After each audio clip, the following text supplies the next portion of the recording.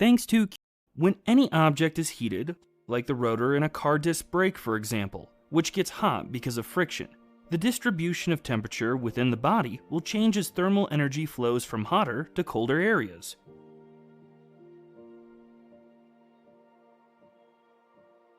This redistribution of thermal energy is called thermal conduction. It's one of three ways in which heat transfer can occur, along with convection and radiation. Understanding conduction is really important for so many engineering applications, so let's learn more about it. On the molecular scale, thermal energy is really just the random motion of the atoms and molecules that make up an object. As temperature increases, the motion becomes more and more significant. And close to absolute zero, there's barely any motion at all. Because the atoms of a material are connected to each other by bonds, forming a lattice structure, vibrations of the atoms travel through the lattice, which results in thermal energy being redistributed from areas of higher energy to areas of lower energy. This is the mechanism through which heat conduction occurs. The stiffer the atomic bonds, and the more regular the lattice structure, the more easily energy is transferred between atoms through these vibrations. A second mechanism for conducting heat occurs in metallic materials, because they contain free electrons which can travel through the lattice, colliding with other particles and redistributing energy in the process. The presence of these free electrons explains why metals are such good thermal conductors. They benefit from the combined effect of the movement of free electrons and vibrations of the atomic lattice. In gases and liquids, conduction occurs mostly through collisions of atoms and molecules. In the study of conduction, we're usually interested in determining the heat transfer rate, which is the amount of energy that flows through a defined area of an object each second. It's designated using the letter Q and has units of joules per second, or watts. We'll start by looking at the simple case of heat transfer through a wall that has an area A and a thickness L, and separates a hot room from the cold outside. We'll assume that the wall surface inside the room is maintained at a temperature T1, and that the outside surface is at a temperature T2. Thermal energy always flows from higher to lower temperatures, so heat transfer will occur from the hot side of the wall to the cold side. If the rate of heat transfer is large, a lot of energy will be lost through the wall. We can calculate the heat transfer rate, Q, using Fourier's law. It tells us that Q is proportional to the gradient of the temperature profile, dt dx, the wall surface area A, and to a constant of proportionality K, called thermal conductivity. Thermal conductivity is a material property that defines how well a material conducts heat. It has units of watts per meter Kelvin. More energy is lost through the wall if the thermal conductivity or the wall surface area are increased. Since thermal energy always flows from higher to lower temperatures, the minus sign is included in Fourier's law so that the calculated heat transfer rate is a positive quantity when the temperature gradient is negative. The more negative the temperature gradient, the larger the heat transfer rate. If we assume that the temperature profile through the wall is linear, the temperature gradient is constant and is just the difference in temperature divided by the thickness of the wall, so we can easily calculate the heat transfer rate. For a hot temperature of 25 degrees, a cold temperature of 5 degrees, and a solid steel wall that's 5 centimeters thick and has an area of 2 square meters, for example, the heat loss would be 36 kilowatts, which is 36,000 joules every second.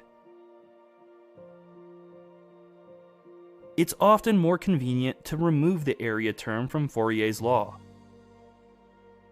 Instead of giving us the heat transfer rate in watts, Fourier's law in this form gives us the heat flux in watts per square meter.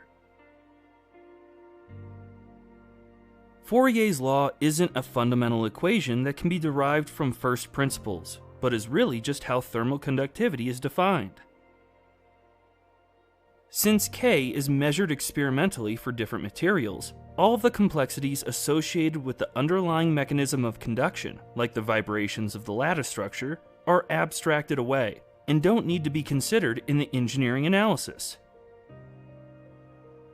Gases and non-metallic liquids tend to have very low thermal conductivities because the large spacing between molecules means that thermal energy is less easily transported. Non-metallic solids are next, followed by alloys and pure metals, which have very high thermal conductivities because they contain free electrons.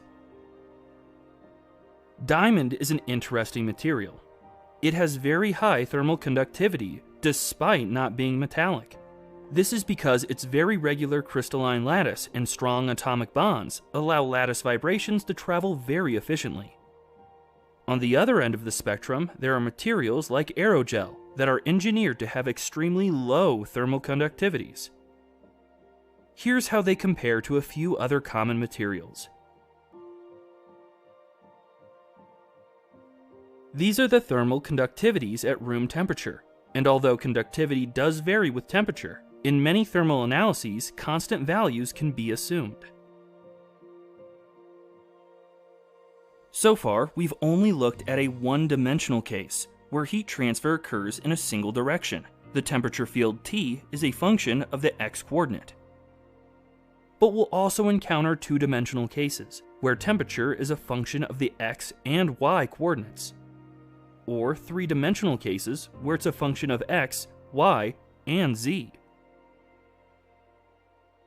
To understand how we can apply Fourier's law to these cases, we first need to understand how heat flows in 2 and 3 dimensions.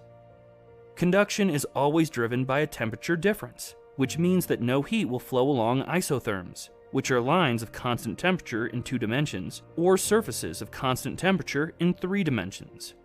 Since there can't be a component of the heat flux vector that's aligned with the isotherms, in isotropic materials, heat must always flow perpendicular to the isotherms. If we define n as the normal to the isotherm at a specific point, we can reformulate Fourier's law into a more general form that gives us the heat flux in that direction. We can also express this in terms of the x, y, and z coordinates. Here the heat flux is a vector, and I, j, and k are unit vectors in the x, y, and z directions. The term in the brackets represents the gradient of the temperature distribution and can be expressed more compactly using the del operator. This is the general form of Fourier's law. Fourier's law is really useful, but you might have spotted a problem, which is that it can only be applied if the temperature field T is known.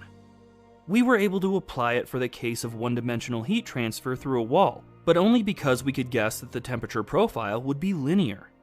In the vast majority of cases, we'll need to figure out what the temperature field is before we can apply Fourier's law. This can be done using the heat equation, an equation that describes how heat will flow throughout an object. By solving this equation for a specific set of boundary and initial conditions, the temperature field T can be determined. Like so many governing equations in engineering, the heat equation is a partial differential equation, but it's not as complex as it seems. It's really just a simple energy balance. Consider a single point within a larger body that we'll represent as a small volume. The terms on the left represent the net rate of thermal energy transfer into the volume, and the term on the right represents the rate of change of the energy that is stored within it.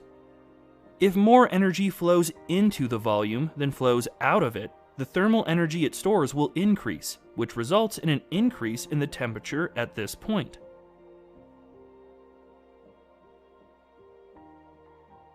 By rearranging the equation to group all of the material properties together, we can see that the change in temperature at a single point over time depends on how the temperature is distributed around that point, and on a constant of proportionality that depends on the properties of the material. You might be wondering why conduction depends on second partial derivatives. To illustrate this, let's look at a simple function, T, that defines the temperature along a distance, x. Differentiating T with respect to x gives us the slope of a line tangent to the curve. Where the temperature increases suddenly, the derivative is large. and where the curve changes direction, the derivative is 0. The second derivative gives us the slope of a line tangent to the first derivative curve. This means that positive values of the second derivative correspond to convex areas of the temperature curve, and negative values correspond to concave areas. The heat equation is saying that heat will flow away from the concave areas of higher temperature, where the second derivative is a negative value, and towards the convex areas of lower temperature, where it's a positive value. The same idea applies in 3 dimensions. An area where the sum of second partial derivatives is negative is an area of high temperature relative to its surroundings, so there will be a flow of thermal energy out of that area and into the surrounding areas of lower temperature.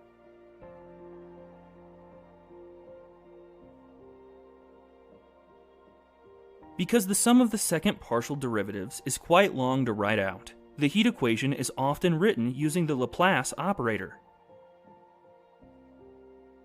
The 3 material properties in the heat equation are the thermal conductivity K, the material density ρ, and the specific heat capacity, Cp. The specific heat capacity is the energy that needs to be absorbed by a unit mass of a material to raise its temperature by 1 Kelvin. Multiplying Cp by the material density gives the volumetric heat capacity, which is expressed per unit volume instead of per unit mass.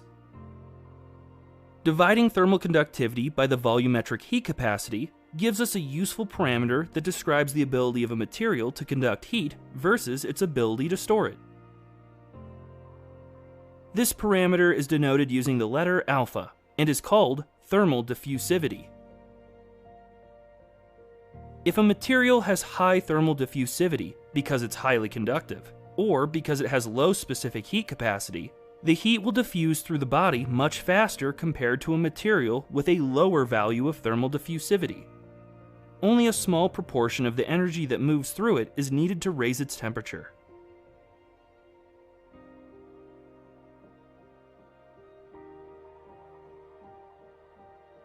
This is what the heat equation looks like when ρ, Cp, and K are replaced with alpha.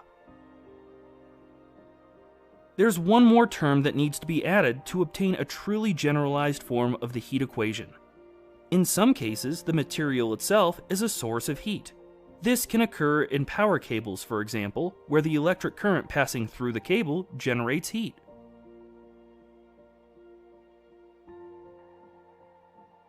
This additional energy input needs to be accounted for in the energy balance, and we do this by adding a term to the equation. Now that we've got a generalized form of the heat equation, we can simplify it to meet the requirements of the particular scenario being analyzed. If we're analyzing a steady state case, for example, the temperature distribution doesn't change with time, so the transient term is equal to 0.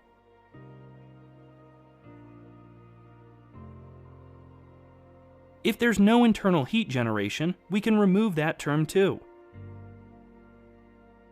And if it's a two-dimensional case, for example, the z term can also be removed.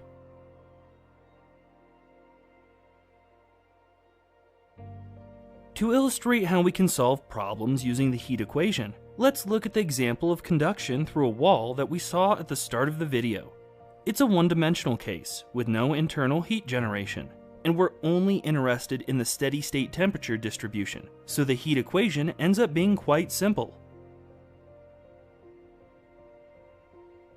This is a second-order differential equation, and it can be solved by integrating twice, remembering to add the two constants of integration along the way.